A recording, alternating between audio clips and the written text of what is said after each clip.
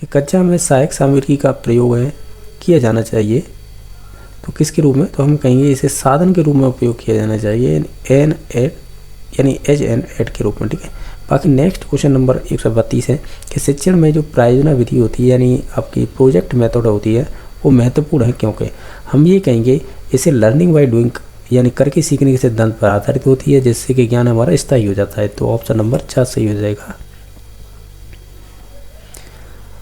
Question number 133 है कि सामाजिक अध्ययन विषय में जो पर्यटन होता है उसमें निम्न दृष्टि से सर्वाधिक महत्वपूर्ण कौन सी चीज़ होगी, आपको ये 4 ऑप्शनों से बतानी है। जो आपकी पर्यटन विधि होती है ना, जिसे आप एक्सरेशन बोलते हैं यानी पर्यटन, तो हम कहेंगे इससे पर्यटन जो विधि है या टीचिंग मेथड है, इसे प्रत्यक्ष ज्ञानार्जन होता है, यानी आप ज्ञान को कह सकते हैं महसूस कर पाते हैं, यानी प्रत्यक्ष जो भी आपकी ज्ञान अनुभूति होती है उनके द्वारा। तो निश्चित तौर से ऑप्शन नंबर 2 हो जाएगा इसका सही। क्वेश्चन नंबर 134 है कि सामाजिक अध्ययन के किसी बड़े टॉपिक के सीया अवलोकन हेतु निम्नलिखित में से कौन सी शिक्षण विधि सर्वाधिक उपयुक्त रहेगी। आप इन सभी ऑप्शनों को ध्यान से देखेंगे तो हम कहेंगे इसके लिए लेक्चर मेथड है ना, यानी व्याख्यान विधि सबसे बेस्ट रहेगी बड़े टॉपिकों को पढ़ाने से संबंधित। ठीक है, तो ऑप्शन नंबर 4 सही हो जाएगा। क्वेश्चन नंबर 135 है कि एनसीएफ 2005 के अनुसार सामाजिक विज्ञान विषय के द्वारा विद्यार्थियों को ऐसा ज्ञान दिया जाना चाहिए जिससे क्या हो, हम कहेंगे समाज में शांति का आधार बने। तो ये एनसीएफ 2005 के अकॉर्डिंग है। बाकी इसमें ऑप्शन नंबर देखो ये भी पॉजिटिव है, ये भी पॉजिटिव है, तो ये हमें केवल एनसीएफ 2005 के अकॉर्डिंग बताना था। तो ऑप्शन नंबर 1 सही हो जाएगा। क्वेश्चन नंबर आपका नेक्स्ट है, जैसा कि आप देख पा रहे होंगे 96 नंबर क्वेश्चन है, जो इस प्रकार पूछा गया है। क्वेश्चन 96 नंबर ये कह रहा है दंड का वह सिद्धांत जिसके अनुसार अपराधी को दंड उसके स्वयं के भले के लिए दिया जाता है। तो इनमें से कौन सा सिद्धांत होगा, वो हो जाएगा दंड का सुधारात्मक सिद्धांत, जिसे हम कह रहे हैं रिफॉर्मेटिव थ्योरी ऑफ पनिशमेंट। ठीक है, यानी रिफॉर्मेटिव यानी दंड सुधार का सिद्धांत बोल सकते हैं। तो ऑप्शन नंबर 3 सही हो जाएगा। क्वेश्चन नंबर 97 है सामाजिक विज्ञान के संप्रत्य के संदर्भ में निम्नलिखित में से कौन सा गुण सम्मिलित नहीं किया गया है। अगर आप इन सभी ऑप्शनों को पढ़ेंगे, जैसे कि मानवीय संबंधों के साथ व्यवहार करना, तो ये तो सही बात है। समकालीन समाज का अध्ययन करना, ये भी सही बात है। जीने की कला से व्यवहार करना, तो ये भी बात सही है। लेकिन जो समाज की भविष्य की समस्याओं का अध्ययन करना, ये गलत हो जाएगा। ये आपके संप्रत्य में नहीं आएगा, सामाजिक के में। ठीक है, तो ऑप्शन नंबर सी सही हो जाएगा, यानी 3 नंबर। क्वेश्चन नंबर नेक्स्ट है ब्लूम के शैक्षिक उद्देश्यों की वर्गीकरण के अनुसार संज्ञानात्मक पक्ष की श्रेणियों का श्रेणीबद्ध क्रम क्या होगा, यानी ऑर्डर क्या होगा, जो सही क्रम है वो बताना है। ये आपके ब्लूम के डोमेन थे 3 डोमेन, उनमें से जो पहला डोमेन है संज्ञानात्मक पक्ष, जिसे कॉग्निटिव डोमेन बोलते हैं। वो कॉग्निटिव डोमेन के ही 6 स्टेज होती है, यानी 6 स्टेप बोल सकते हैं, जो नीचे ये ऑप्शन में दे रखे हैं। इनका क्रम बताइए कौन सा सही होगा। इनका क्रम कुछ इस प्रकार होगा, जैसे ऑप्शनों के आधार पर ही देख लेते हैं। जैसे पहला ज्ञान होता है, तो ज्ञान ज्ञान ज्ञान सभी में है। फिर उसके बाद ज्ञान के बाद बोध होता है, तो बोध, ठीक है, तो ये भी बोध है। इसमें प्रयोग है तो ये गलत हो जाएगा, इसमें भी बोध है। बोध के बाद आता है अनुप्रयोग, या ऐसे ही हम कह देते हैं प्रयोग, या ठीक है, तो ये तो गलत हो ही गया था। तो फिर ये बोध दे रखा है, ये भी गलत हो गया, ये भी गलत होगा। तो ऑप्शन नंबर 1 ही सही हो जाएगा, यानी 3 स्टेप आपको याद थे तो भी हो जाता काम। कैसे, ज्ञान ज्ञान के बाद बोध, बोध के बाद प्रयोग, या ऐसे ही अनुप्रयोग बोल देते हैं। फिर उसके बाद विश्लेषण, फिर संश्लेषण, फिर मूल्यांकन, यानी ये 6 स्टेप होते हैं आपके संज्ञानात्मक पक्ष के। ठीक है, और इनमें से जो निम्नतम स्तर होता है वो हो जाएगा ज्ञान, उच्चतम स्तर हो जाएगा वो मूल्यांकन। देखो सजाने का क्रम कुछ इस प्रकार होता है। जब आप इसे थ्योरी पढ़ेंगे इस डोमेन की, तो उसमें मालूम पड़ता है कि सबसे निम्नतम स्तर होता है ज्ञान, फिर उससे ऊपर आता है आपका बोध, उसके बाद आता है आपका प्रयोग, फिर उसके बाद आता है विश्लेषण, फिर आता है संश्लेषण, फिर आता है मूल्यांकन। तो ये उच्चतम माना जाता है। ठीक है, ये ध्यान रखना, ये भी परीक्षा में क्वेश्चन पूछे जाते हैं, और ये निम्नतम स्टेप होता है। ठीक है, ये वाले, तो ये ध्यान रखना है। इसके बाद और 2 डोमेन और बचते हैं, वो कौन कौन से, एक तो भावात्मक है, जो कृतवालो मसीहा ने दिया था, और एक आता है क्रियात्मक 3 नंबर का, जो सिम्पसन ने दिया था। तो इनके स्टेप पूछे जाते हैं, तो ये भी याद रखना है। तो इसका ऑप्शन नंबर 1 सही हो जाएगा। क्वेश्चन नंबर नेक्स्ट है नागरिक शास्त्र व इतिहास के साथ निम्नलिखित में से किस प्रकार से संबंधित है, यानी आपकी को रिलेशन की बात कर रहा है। तो ये आपका हो जाएगा ना हॉरिजेंटल को रिलेशन हो जाएगा, यानी अनुप्रस्थीय से संबंध। जैसे साइंस का मैथ के साथ किस प्रकार का संबंध होता है, तो उस प्रकार से भी पूछा जा सकता है। तो ये संबंध बताएगा तो मोस्टली यही होता है कि वो अनुप्रस्थी आपकी से संबंध हो जाएगा, यानी हॉरिजॉन्टल बोल सकते हैं। तो ऑप्शन नंबर 2 सही हो जाएगा।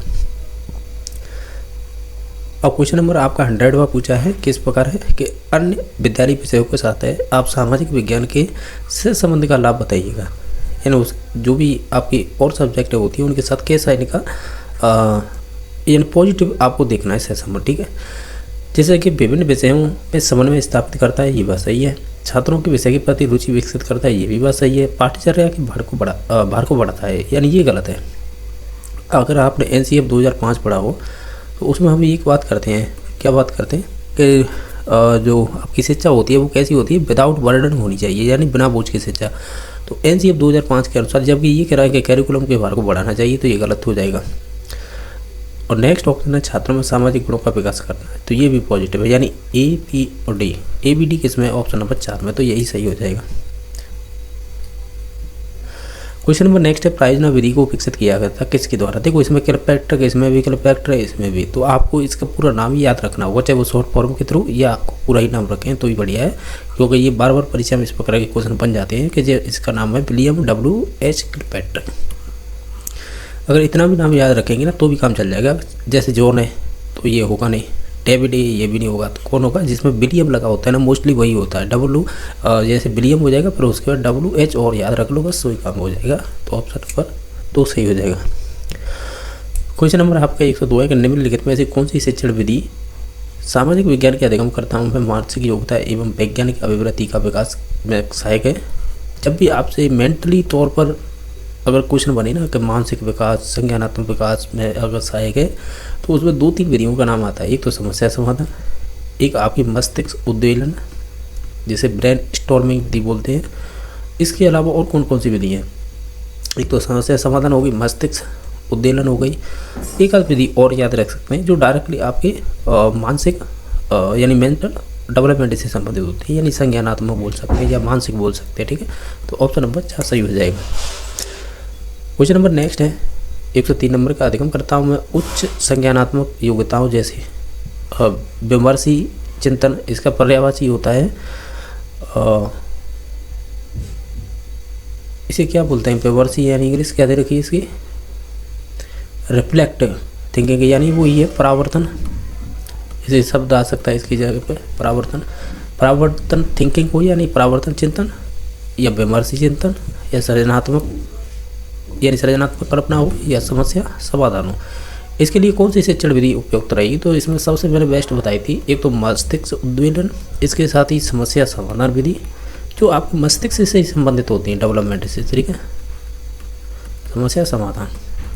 ठीक है, तो इसका ऑप्शन नंबर 4 सही हो जाएगा। ये एक तो आपके विमर्शी चिंतन में, सृजनात्मक और साथ ही साथ कल्पना में और समस्या समाधान में उपयोगी है, तो ऑप्शन नंबर 4 सही हो जाएगा। ठीक है, नेक्स्ट देख लेते हैं। हालांकि ये भी विधि है मनोवैज्ञानिक ही है, क्षेत्र भ्रमण है, भूमिका निर्माण है, लेकिन बात यह है कि यहाँ पर बात की जा रही थी आपकी मेंटल यानी मानसिक रूप से। क्वेश्चन नंबर 104 है,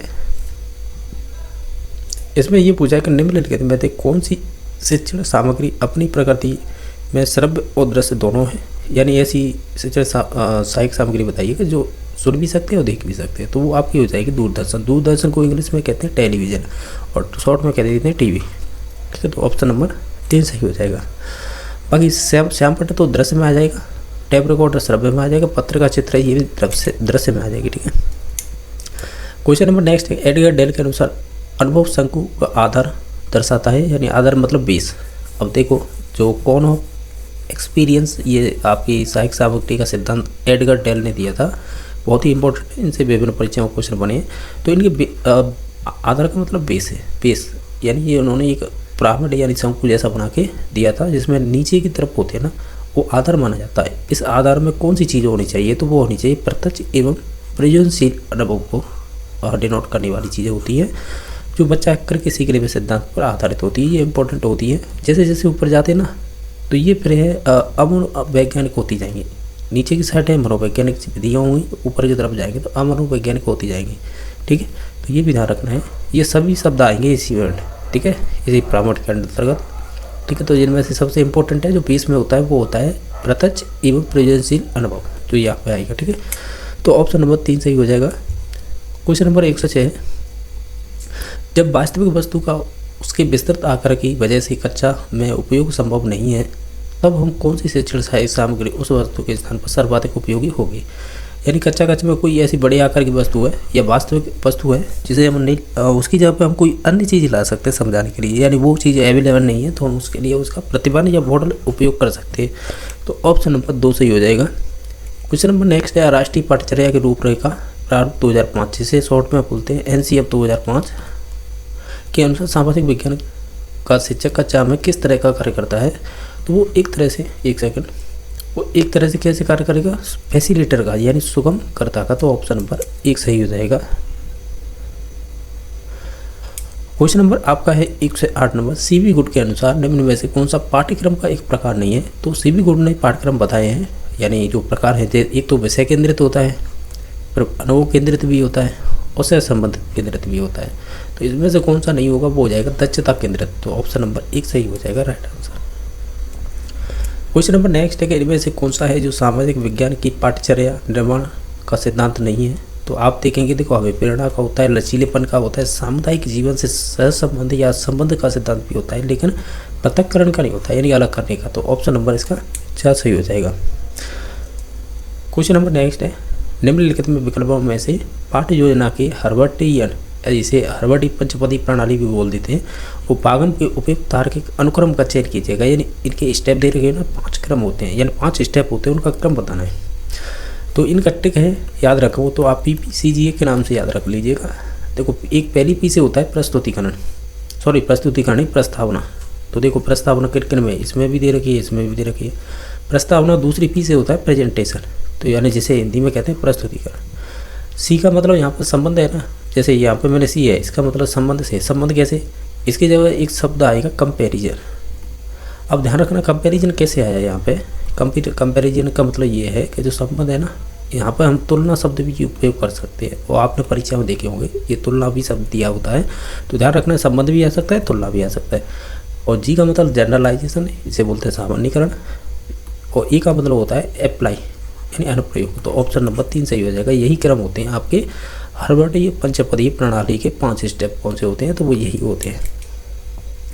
और साथ ही साथ आप मॉरिसन का भी याद रख सकते थे, रख ले। उसने बौद्ध स्तर पर दी थी, यानी बौद्ध स्तर बेस्ड पूछी ना, कि ऐसे जैसे मॉरिसन की जो इकाई प्रणाली है, ठीक है, तो उनमें जैसे कि मॉरिसन की जो पंचपदी प्रणाली है, उनके स्टेप थे वो किस पर आधारित थे, तो वो बौद्ध पर आधारित थे, ठीक है। उनके 5 स्टेप कौन से हैं, तो उनके 5 स्टेप मैं नाम बताना चाहूँ। जैसे कि पहला होता है आपका, कौन सा होगा पहला, वो होता है अन्वेषण। पहला होगा अन्वेषण। फिर दूसरा कौन सा होगा, फिर दूसरा होगा आपका प्रस्तुतिकरण। तीसरा फिर कौन सा होगा, तीसरा होगा आपका आत्मसातीकरण, जिसे एसिमिलेशन बोलते हैं, आत्मसातीकरण। फिर चौथा स्टेप कौन सा होगा, इसे बोलेंगे संगठन, इसे ऑर्गेनाइजेशन बोलते हैं इंग्लिश में, ठीक है। और बाकी लास्ट स्टेप होता है जिसे बोलते हैं रेसिटिटेशन, यानी इसे हिंदी में कहते हैं पुनरावर्तन कह सकते हैं, वैसे इंग्लिश से याद रखना, रेसिटेशन। इसे बोलते हैं परावर्तन। परावर्तन वो वाला नहीं, इसे पुनरावर्तन बोलते हैं, पुनरावर्तन एक तरह से बोल सकते हैं, पुनरावर्तन। तो एक क्वेश्चन और भी बनता है कि ये बताइएगा हर्बर्ट की पंचपदी प्रणाली और मॉरिसन की पंच प्रणाली में इनमें से समान स्टेप कौन सा है। तो देखेंगे ना, प्रस्तुतिकरण है, तो यहाँ पर भी दूसरे नंबर पे आता है प्रस्तुतिकरण। तो ये ध्यान रखना, ये समान स्टेप होते हैं, ये भी क्वेश्चन पूछा गया है। नेक्स्ट देख लेते हैं, इनमें से बताइएगा कौन सी शिक्षक द्वारा कक्षा में वास्तविक कार्य की योजना है। तो हम कहेंगे जैसे कि पाठ्य योजना होती है ना, लेसन हम बनाते थे, प्लानिंग, जो भी DL या DED कर रखी हो या B.Ed कर रखी हो, तो उस दौरान किया करते थे। जो आपकी वास्तविक कार्य की योजना होगी वो होगी आपकी पाठ्य योजना। क्वेश्चन नंबर नेक्स्ट है, मॉरिसन के द्वारा दिए गए इकाई पाक में निम्नलिखित में से कौन सा चरण या पद है और इसमें से संबंधित नहीं है। तो मैंने अभी 5 स्टेप बताए थे, जैसे कि एलाबोरेशन जो 1 नंबर पे आता है, प्रेजेंटेशन यानी प्रस्तुतिकरण ये 2 नंबर पे आता है, और उसके बाद कौन सा बताया था, ऑर्गेनाइजेशन। तीसरे स्टेप में मैंने क्या बताया था, मैंने बताया था तीसरे नंबर पर आत्मसातीकरण। यानी एसिमिलेशन। तीसरे नंबर पर क्या आएगा, एसिमिलेशन, इसे बोलते हैं आत्मसातीकरण। फिर चौथे नंबर पे आएगा ये ऑर्गेनाइजेशन। तो ठीक है, ये 4 नंबर पे आएगा। फिर 5 नंबर पे क्या आएगा, 5 नंबर पे आएगा रेसिटेशन, रेसिटेशन, ठीक है, जिसे बोलते हैं पुनरावर्तन।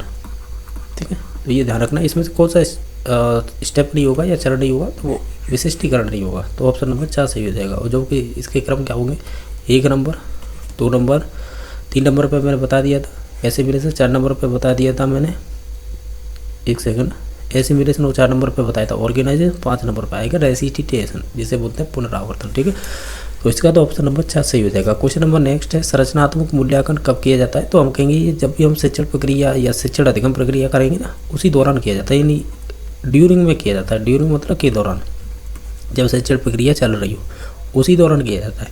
इसे ही हम कहते हैं फॉर्मेटिव, एफ बोलते हैं फॉर्मेटिव असेसमेंट। ये जब मूल्यांकन पढ़ेंगे ना, उसमें प्रकार पढ़ेंगे, एक तो एफ होता है, एक ऐसे होता है। ये ऐसे होता है, ये योगात्मक कहलाता है। सुमेलेटिव असेसमेंट जो वर्ष के अंत में किया जाता है। फॉर्मेटिव असेसमेंट होता है जो शिक्षण प्रक्रिया दौरान किया जाता है। तो यही पूछा था, तो ऑप्शन नंबर 2 सही हो जाएगा। क्वेश्चन नंबर नेक्स्ट है, कौन सी अच्छे परीक्षण की विशेषता नहीं है। जो गलत है वो चूज करनी है। देखो, विश्वसनीयता होती है, वैधता होती है, वेदिकरण होती है, व्यापकता होती है, ठीक है, और वस्तुनिष्ठता भी होती है, वस्तुनिष्ठता। ठीक है, ये शब्द होते हैं, ये याद रखने होते हैं। बाकी विषय निष्ठता नहीं होती है, यानी जिसे हम कहते हैं सब्जेक्टिविटी, ये नहीं होगी। ठीक है, तो ऑप्शन नंबर इसका 4 सही हो जाएगा। क्वेश्चन नंबर नेक्स्ट है कि इसमें से निबंधात्मक प्रकार के परीक्षण की सीमा है, यानी जो निबंधात्मक प्रश्न होते हैं ना, ऐसे टाइप बोलते हैं।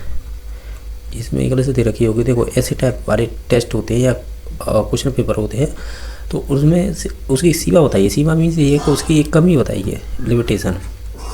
तो जैसे कि अंकन की व्यक्ति निष्ठता होती है, तो ये गलत हो जाएगा पहला ही।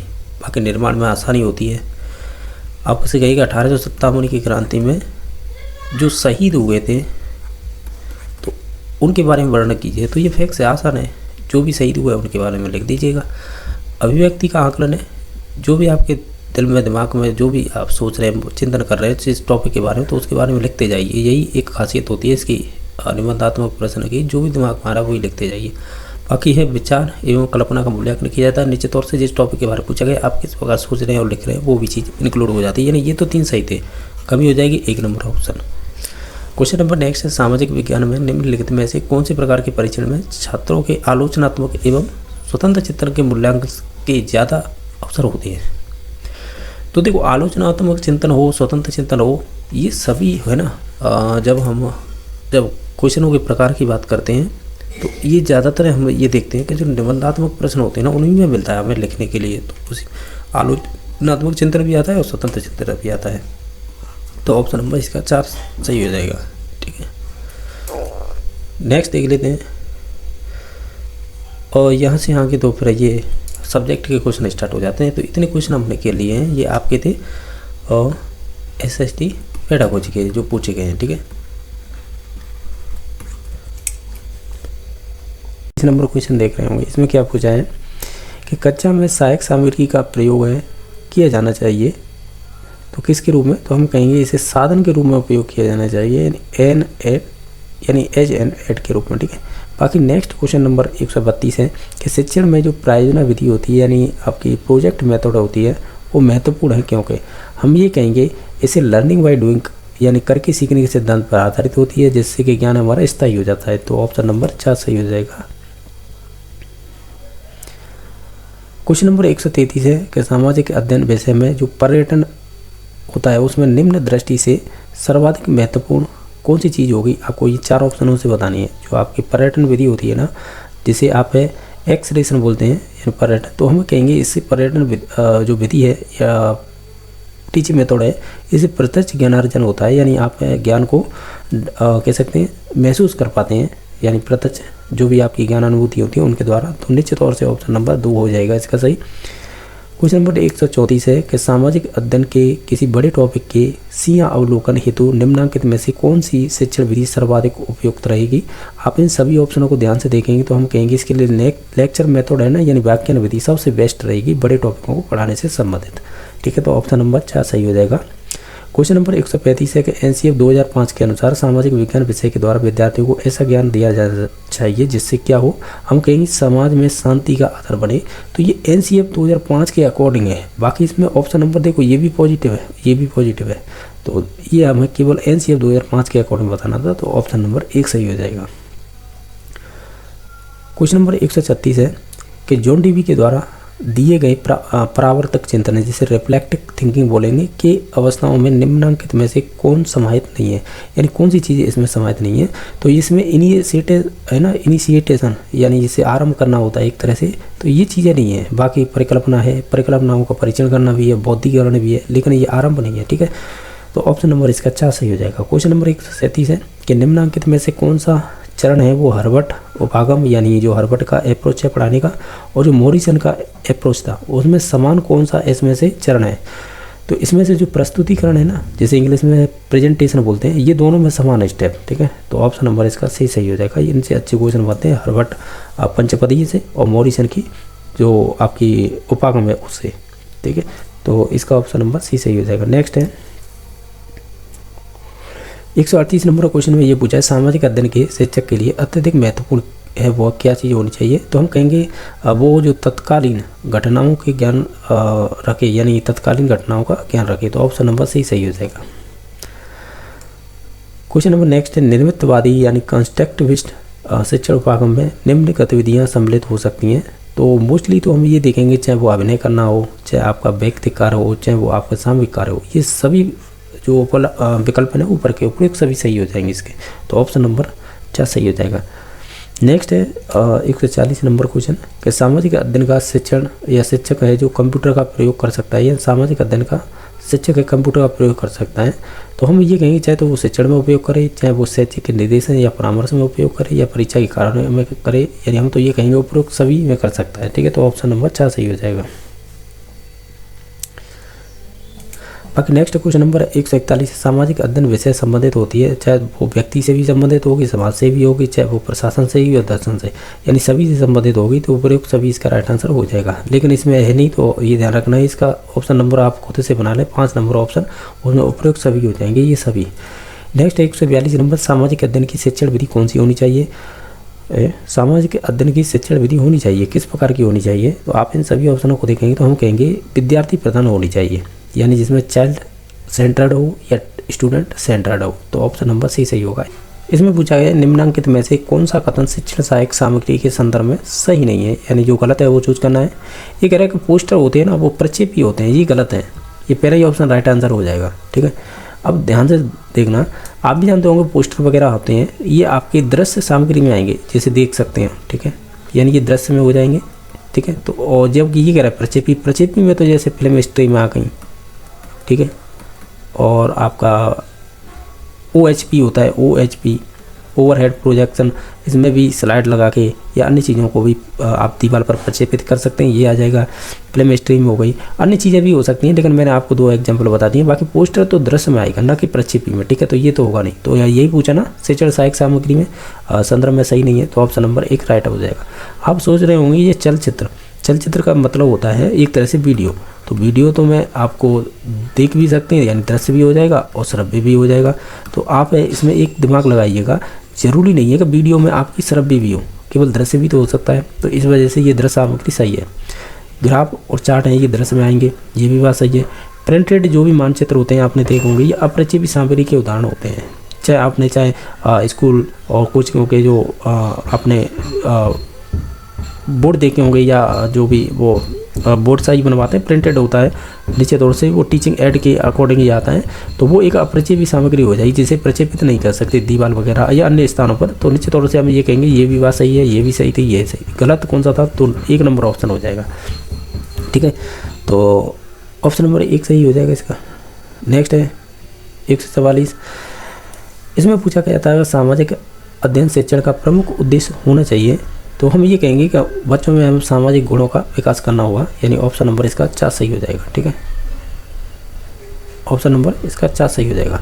नेक्स्ट है कि 145 नंबर क्वेश्चन ने ये पूछा है किसी भी विषय को अन्य विषयों के सहसंबंध यानी सह संबंधित करके पढ़ाना आवश्यक है, क्योंकि इससे क्या होगा, ओवरऑल देखा जाए, जब हम सामाजिक की टीचिंग मेथड देखते हैं तो ध्यान से लगा देखना, उसमें सहसंबंध के बहुत सारे क्वेश्चन बनते हैं उस विषयों को लेकर।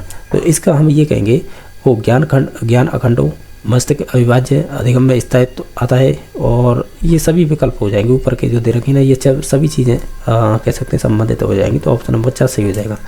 क्वेश्चन नंबर 140 है, इसमें पूछा है उचित व्यवहार के विकास के लिए निम्न में से क्या प्रयोग किया जाना चाहिए। तो उचित व्यवहार के विकास के लिए तो हम कहेंगे देखो उपेक्षा करना ये गलत हो जाएगा, ठीक है, और शक्ति बरतना ये भी गलत हो जाएगा, दंड भी गलत हो जाएगा, लेकिन प्रशंसा है ये अच्छी बात है, पॉजिटिव भी है, तो हम यही करेंगे, ठीक है। तो उचित व्यवहार के लिए तो ऑप्शन नंबर 4 सही हो जाएगा। क्वेश्चन नंबर 147 है, सामाजिक अभिव्यक्ति विधि जिसे बोलते हैं सोशियल रेसिटेशन मेथड के संबंध में निम्नांकित में से कौन सा कथन है वो सर्वाधिक उपयुक्त है, यानी एप्रोप्रिएट है, बिल्कुल सही कथन है, वही हमें चूज करना है। तो इसमें हो जाएगा कि जो समाज उपयोगी विशेषताओं का विकास करना, तो ऑप्शन नंबर 4 सही हो जाएगा। क्वेश्चन नंबर 148 है कि सामाजिक अनुवाचन जिसे बोलते हैं सोशल रेसिटेशन विधि के संदर्भ में निम्नांकित में से कौन सा कथन सही नहीं है, यानी गलत है, वो चूज करना है। आप इन सभी ऑप्शनों को ध्यान से देखेंगे तो हम ये कहेंगे इसमें व्यर्थ चर्चा का कोई खतरा नहीं होता है, जबकि ऐसा होता है, ये कह रहा है कि नहीं होता है, हमें यही बताना था कौन सा सही नहीं है। तो ये ऑप्शन नंबर है ना 4, ये आपका सही नहीं है, तो ऑप्शन नंबर 4 सही हो जाएगा। नेक्स्ट, सामाजिक अध्ययन पाठ्यक्रम का उद्देश्य क्या होता है, यानी जो करिकुलम होता है सामाजिक का, उसका उद्देश्य क्या होना चाहिए। हम ये कहेंगे कि विद्यार्थियों में आलोचनात्मक समझ विकसित करें, यानी जो आपकी ऐसे कह सकते हैं क्रिटिकल अंडरस्टैंडिंग डेवलप करे, तो ऑप्शन नंबर इसका सी सही हो जाएगा। बाकी लास्ट क्वेश्चन नंबर है, निम्नांकित में से कौन सा हर्बर्ट उपागम का एक चरण नहीं है। इससे पहले हर्बर्ट और मॉरिसन का समान कौन सा चरण होता है, वो रिप्रेजेंटेशन होता है, हमने क्वेश्चन किया था। अब केवल हर्बर्ट उपागम की जो पंचपदी प्रणाली है उसमें 5 स्टेप बताएंगे, इनमें से कौन सा नहीं है ये बताइएगा। आप इन सभी में देखेंगे, उसमें देखो हमने देखा था प्रिपरेशन भी होता है इसमें, और प्रेजेंटेशन भी होता है, और जनरलाइजेशन भी होता है, तो इसमें से कोई विकल्प नहीं है, ऐसा बोलेंगे हम निश्चित तौर से, कोई चरण नहीं है, तो इसमें 4 नंबर हो जाएगा, ठीक है। तो इसमें तो सभी चरण है, तैयारी का भी है, सामान्यीकरण का, प्रस्तुतिकरण का, तो ऑप्शन नंबर 4 सही हो जाएगा, यानी कोई विकल्प नहीं है, ठीक है। तो ऑप्शन नंबर 4 सही हो गया। नेक्स्ट देख लेते हैं। क्वेश्चन नंबर आपका नेक्स्ट है जो है 131 नंबर पूछा है इस प्रकार,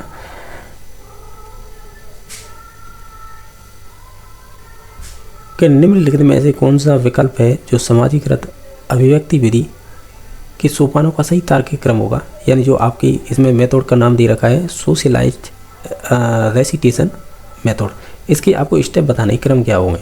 आप इन सभी ऑप्शनों को ध्यान से देखेंगे तो हम कहेंगे पहले हम प्लानिंग करेंगे, फिर उसे कंडक्टिंग करेंगे, फिर उसे रिपोर्टिंग करेंगे, फिर इवोल्यूशन करेंगे, यानी पहले योजना बनाएंगे, फिर क्रियान्वयन करेंगे, फिर रिपोर्ट बनाएंगे, फिर लास्ट में जाकर मूल्यांकन करेंगे, तो 4 नंबर ऑप्शन सही हो जाएगा। क्वेश्चन नंबर नेक्स्ट है कि निम्नलिखित में से कौन सी क्षेत्र पर्यटन की सीमा है, यानी लिमिटेशन बतानी है, उसकी कमी बतानी है आपको, किसकी, जो आपकी क्षेत्र पर्यटन विधि होती है। तो आप इन सभी ऑप्शनों को ध्यान से देखेंगे ना, तो इसमें से ऑप्शन नंबर आपका 2 सही हो जाएगा। इसकी सीमा ये है कि सामाजिक विज्ञान के कुछ चयनित विषयों के लिए ही उपयोगी होती है, तो ये बात सही है। इसकी एक लिमिटेशन है, यानी कमी है इसकी, बाकी प्रत्यक्ष अनुभव होता है, ये बात सही है। सौंदर्य अनुभूति होती है, यानी जो आपको एस्थेटिक सेंस निकल के आता है, और रुचि और रोचकता भी होती है इसके अंदर, यानी आपको इंटरेस्ट भी मिलता है और आपकी जिज्ञासा भी पूरी होती है इसके अंतर्गत। तो हम ये कहेंगे 3 पॉइंट, तो 1, 3 और 4 ये तो आपके क्षेत्र पर्यटन विधि है ना, उससे संबंधित पॉजिटिव पॉइंट थे, जो गलत है वो हो जाएगा, या उसकी कमी है, गलत तो नहीं है लेकिन इसकी कमी है, वो हो जाएगी ऑप्शन नंबर 2। अब नेक्स्ट क्वेश्चन है 133 है, इसमें पूछा गया है कि प्रायोजना को पूर्ण करने के सोपानों को अव्यवस्थित क्रम में नीचे दिया जा रहा है, तो आप इसे व्यवस्थित क्रम में बनाइएगा, यही कह रहा है लास्ट में, प्रायोजना विधि के सोपानों को सही तार्किक क्रम बताइएगा। तो इसके जो स्टेप होते हैं उसमें देखो, पहला स्टेप होता है प्रायोजना का निर्णय करने का मतलब होता है, यहाँ पर ऑप्शन नंबर दे रखा है, यानी आप जजिंग करेंगे प्रोजेक्ट के बारे में, यानी एक तरह से आप निर्णय करेंगे हमें ये प्रोजेक्ट बनाना है। फिर उसके बाद है आप उसकी परिस्थिति देना, यानी प्रोवाइडिंग सिचुएशन, कौन कौन सी स्थितियाँ होंगी वो देंगे, यानी इसमें नहीं हमने गलत बता दिया है, गलत, पहले तो परिस्थिति दी जाएगी, ठीक है, यानी परिस्थिति देना होगा। तो ऑप्शन नंबर सी किस में है पहले, तो एक मात्र है 4 नंबर ऑप्शन में, यही राइट आंसर होगा। यानी परिस्थिति देंगे, फिर उसके बाद है उस प्रायोजना का चयन करेंगे, फिर उसके बाद है प्रायोजना की जो योजना बनाएंगे, तब जाके हम क्रियान्वयन करेंगे, फिर लास्ट में जाके प्रायोजन का निर्णय करेंगे। और यही होता है कि लेखा जोखा करना होता है लास्ट में। तो ऑप्शन नंबर इसका कह सकते हैं अच्छा सही हो जाएगा, ठीक है। नेक्स्ट देख लेते हैं, ये है एडगर डेल के अनुभव शंकु का कौन सा तत्व अधिगम के लिए सबसे अधिक प्रभावी रहेगा। उन्होंने इस प्रकार का एक शंकु बनाया था, तो उसमें हम ये कहेंगे उन्होंने इनमें सहायक सामग्रियों को इनमें स्टेपों में डिवाइड कर रखा था, यानी ये पिरामिड के रूप में। तो आप बताइए सबसे अधिक प्रभावी कौन सा होगा। तो सबसे अधिक प्रभावी होगा जो वास्तविक प्रत्यक्ष अनुभव से संबंधित होंगे, वो ज़्यादा महत्वपूर्ण होगा, ठीक है। तो नेक्स्ट देख लेते हैं, इसे अनुभवजन्य ये है ना अनुभव शंकु, इसे अनुभवजन्य कौन्स बोलते हैं, और ये टीचिंग एड के अंतर्गत आता है। इनसे बहुत क्वेश्चन बनते हैं, ठीक है। तो ऑप्शन नंबर 6 सही हो जाएगा। नेक्स्ट है, किसी साम्राज्य के अभिवृद्धि एवं विकास, राजवंश तथा इसकी प्रकृति के ऐतिहासिक तत्वों को दर्शाने का वाला चार्ट क्या कहलाएगा।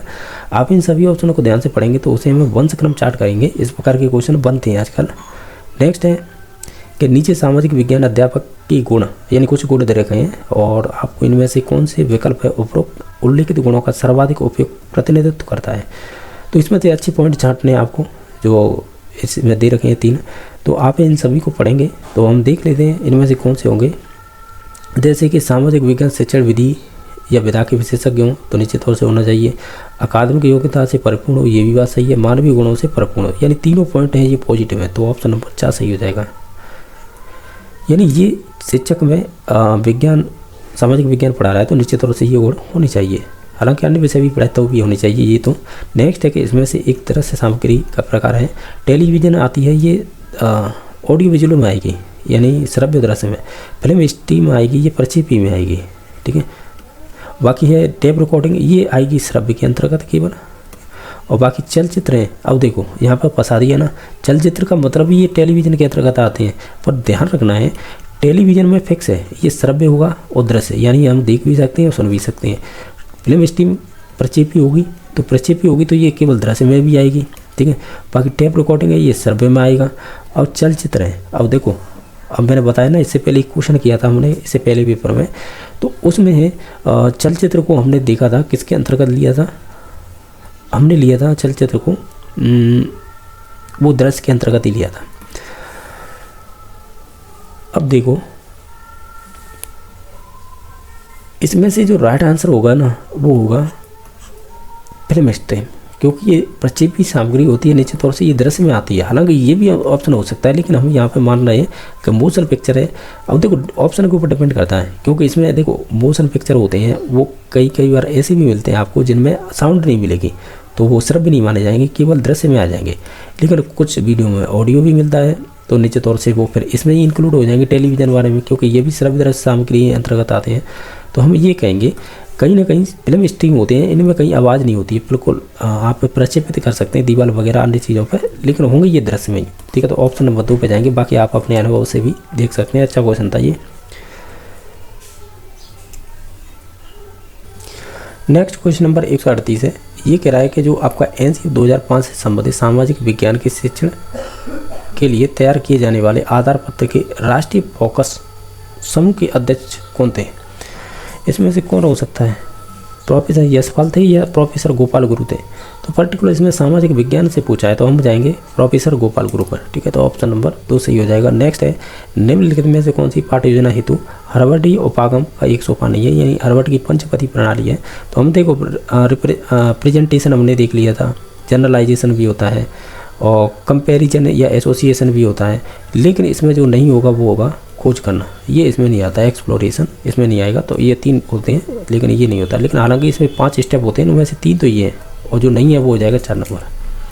नेक्स्ट है, निम्नलिखित में से इकाई योजना जिसे हम बोलते हैं यूनिट प्लान की विशेषता नहीं है वो चूज करना है। आप इन सभी ऑप्शनों को देखेंगे तो जैसे कि इकाई योजना में उद्देश्यों की समग्रता की दृष्टि तैयार किया जाता है, ये बात सही है। इकाई योजना में विभिन्न पाठ विषय वस्तु को समग्रता की दृष्टि व्यवस्थित किया जाता है, ये भी बात सही है। इकाई योजना में अंश से संपूर्ण बोलेंगे सिद्धांत का पालन किया जाता है, जबकि ये गलत है। हम ये कहेंगे संपूर्ण से अंश की ओर जाएंगे, न कि अंश से संपूर्ण की ओर। तो यही गलत हो जाएगा। बाकी है इकाई योजना में संश्लेषण से विश्लेषण सिद्धांत का पालन किया जाता है, ये इंपॉर्टेंट है, ये बार बार ऐसे क्वेश्चन बनते हैं तो ये ध्यान रखना। ये पॉजिटिव है, यानी 1, 2 और 4 ये तो सही थे इकाई योजना से संबंधित। जो गलत था वो हो जाएगा 3 नंबर ऑप्शन, ठीक है। तो ऑप्शन नंबर 3 सही हो जाएगा, ये अच्छा क्वेश्चन था। नेक्स्ट है इकाई योजना किस मनोवैज्ञानिक पर आधारित है, तो ये संबंधित हो जाएगी आपकी गेस्टोल्टवादी है ना, उससे पर आधारित है, ठीक है। तो ऑप्शन नंबर 1 सही हो जाएगा। क्वेश्चन नंबर नेक्स्ट है किसने कहा है कि पाठ्यक्रम एक कलाकार यानी अध्यापक के हाथ में वह साधन है जिससे कि वह वो पदार्थ शिक्षार्थियों को अपने आदर्श यानी आदर्श मीन्स उद्देश्य के अनुसार है अपने स्टूडियो यानी स्कूल में डाल सकें। ये किसकी डेफिनेशन है, तो ये संबंधित हो जाएगी कनिंघम की। ऑप्शन नंबर इसका ए सही हो जाएगा। क्वेश्चन नंबर नेक्स्ट है कि निम्नलिखित में से कौन सा वस्तुनिष्ठ परीक्षण का लाभ नहीं है। आप इन सभी ऑप्शनों को ध्यान से देखेंगे तो ऑप्शन नंबर हो जाएगा उत्तर की चयन में अनुमान संबंध, तो ये गलत है, इसके बारे में ये गलत हो जाएगा। बाकी अंकन में वस्तुनिष्ठता होती है, प्रशासन सरल होता है और भाषा न्यूनता का उपयोग यानी भाषा न्यूनतम उपयोग की जाती है, ये भी बात सही है, इसमें से गलत हो जाएगा 3 नंबर ऑप्शन। नेक्स्ट है 144 नंबर क्वेश्चन इस प्रकार पूछा था कि निम्नलिखित में से कौन सी निबंधात्मक परीक्षण की विशेषता नहीं है, जो गलत है वो चूज करनी है। तो इसमें से हो जाएगी मूल्यांकन में वस्तुनिष्ठता संभव है जबकि ऐसा नहीं है, ठीक है। तो ऑप्शन नंबर 4 सही हो जाएगा। क्योंकि वस्तुनिष्ठ देखो मूल्यांकन में बहुत सारी चीज़ें होती हैं, इसमें फॉर्मेटिव असेसमेंट भी चलता है, सुमेलेटिव असेसमेंट भी चलता है, तो आप केवल वस्तुनिष्ठता पर डिपेंड नहीं रह सकते, उसमें व्यापक चीज़ें देखी जाती हैं, ठीक है। तो इस वजह से ऑप्शन नंबर 4 होगा। बाकी ये सभी सही थे। विद्यार्थियों की भाषा शैली एवं लेखन शैली के लिए जो भी कला है उनसे जानने के लिए उपयोगी होती है, ये बात सही है। विद्यार्थियों की जो भी अभिव्यक्ति कौशल होता है यानी जो आपका एक्सप्रेशन स्किल होता है वो भी जानने में उपयोगी होता है, ये भी बात सही है। विद्यार्थियों के जो रचनात्मक विचारों को जानने की उपयोगी होता है, तो ये भी बात सही है। जो गलत थी वो 4 नंबर हो जाएगी। एक आपको निष्पत्ति परीक्षण हेतु एक नील पत्र बनाना है या निर्माण करने के लिए आवश्यक तत्व नीचे दिए जा रहे हैं। आप उपरोक्त तत्वों के आधार पर सर्वाधिक उपयुक्त है विकल्प वो चुनिएगा। इसमें से कौन कौन से आवश्यक हैं, आप अगर ध्यान से देखेंगे तो हम ये कहेंगे उद्देश्यों का अंकवार हम देते हैं नील पत्र में, निश्चित तौर से आप भी जानते होंगे। विषय वस्तु का अंकवार भी देते हैं और बाकी अलावा इसके अलावा प्रश्नों के प्रकारों का अंकवार बिल्कुल जो वस्तुनिष्ठ प्रकारों के क्वेश्चन होंगे उनके अंक अलग होंगे और शॉर्ट आंसर होंगे जो अति लगातार उनके अलग होंगे, निबंधात्मक के अलग होंगे, इस प्रकार, ठीक है। कठिनाई स्तर का अंकवार होता है, ये भी आवश्यक है, ठीक है। तो ओवरऑल देखें तो ये सभी चीज़ें हो जाएंगी, तो सभी चीज़ें हो जाएंगी तो किसमें, ये 4 नंबर ऑप्शन में, ठीक है। ये सभी इंपॉर्टेंट हैं नील पत्र से संबंधित। नेक्स्ट है विद्यालय में हुई छात्रों के व्यवहारगत परिवर्तनों के संबंध में साक्ष्यों के संकलन तथा उनकी व्याख्या करने की प्रक्रिया को कहते हैं। ये अच्छा क्वेश्चन है, इस प्रकार की डेफिनेशन पूछी ही जाती है, तो ये मूल्यांकन की एक परिभाषा है। नेक्स्ट है इनमें से कौन सा सामाजिक विज्ञान शिक्षण में अवबोध यानी अंडरस्टैंडिंग घटक का व्यवहारिक पद कौन सा होगा। तो आप है देखो जब ब्लूम टैक्सोनॉमी पढ़ेंगे तो उसमें पहली स्टेप होती है ज्ञानात्मक, तो उसका खोज है आपकी ब्लूम ने की थी, उसमें 6 स्टेज होते हैं। तो उस 6 स्टेज के प्रत्येक, जैसे कि ये तो आपका अवबोध है, इससे पहले आता है आपका ज्ञान है, फिर उसके बाद अवबोध आता है, फिर आपका अनुप्रयोग भी आता है, फिर संश्लेषण, फिर विश्लेषण, फिर मूल्यांकन। इनकी सभी की विशेषताएं दे रखी हैं, वो आपको मालूम होनी चाहिए। जैसे ज्ञान की होती है कि परिभाषित कर सकेगा, प्रत्यास्मरण प्रत्याविज्ञान कर सकेगा, तो इस प्रकार की विशेषताएं ज्ञान से संबंधित है। और जो आपकी अवबोध है 2 नंबर पे, इसका मतलब होता है इसमें बहुत सारी चीज़ें आती हैं, जैसे कि इसमें ऑप्शन दे रखे हैं अंतर करना, पहचान करना, प्रत्यास्मरण करना। तो प्रत्यास्मरण तो ज्ञान से हो जाएगा संबंधित, ठीक है। और पहचान करना भी एक तरह से, पहचान करना भी इसी में चला जाएगा ज्ञान में, लेकिन अंतर करना है निश्चित तौर से हो जाएगा। यानी आप ऐसे बोल सकते हैं कि अंतर करना, वर्गीकरण करना, ठीक है, ये आपके अवबोध में आते हैं, ठीक है। तो ऑप्शन नंबर इसका 1 सही हो जाएगा। नेक्स्ट है एक सामाजिक विज्ञान के अध्यापक कक्षा कक्षा में महान चित्रकारों, मूर्तिकारों, संगीतकारों आदि के जीवन के बारे में पढ़ाते हैं। व्याख्या के दौरान विद्यार्थियों के सौंदर्य अभाव का विकास हो सकता है, यह किन 2 विषयों के संबंध को दर्शाता है। तो ये संबंध देगा सामाजिक विज्ञान और ललित कला, तो ऑप्शन नंबर 3 सही हो जाएगा। क्वेश्चन नंबर 149 सामाजिक विज्ञान की विभिन्न शाखाओं के मध्य में एक दूसरे से संबंधित कहलाती हैं, तो इन्हें हम कहेंगे एक पारस्परिक सहसंबंध, ऑप्शन नंबर सी सही हो जाएगा। नेक्स्ट है किसी ने कहा है कि सामाजिक विज्ञान मानव तथा उसकी सामाजिक और भौतिक वातावरण के प्रति की जाने वाली प्रक्रियाओं से संबंधित है, यह मानवीय संबंधों का अध्ययन कहलाता है। ये किसकी डेफिनेशन है, तो ये पर्टिकुलर हम ये कहेंगे ये आपके माइकलिस यानी जॉन वी माइकलिस की ये डेफिनेशन है। नेक्स्ट देख लेते हैं।